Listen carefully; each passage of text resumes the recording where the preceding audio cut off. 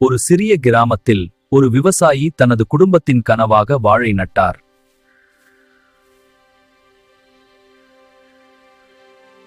நாட்கள் கடந்தது. அவரின் உழைப்பில் வாழைச் செடிகள் மெதுவாக வளர்ந்தது.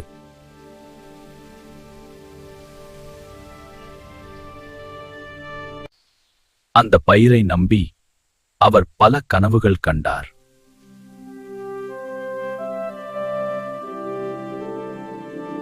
ஆனால் ஒரு இரவு காற்றும் மழையும் சேர்ந்து பெரிய புயல் வந்தது.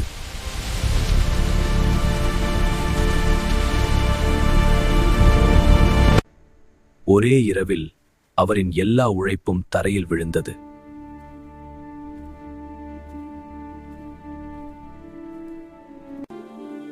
விவசாயியின் கண்ணீரை இந்த மண்ணே மட்டும்தான் அறிவது.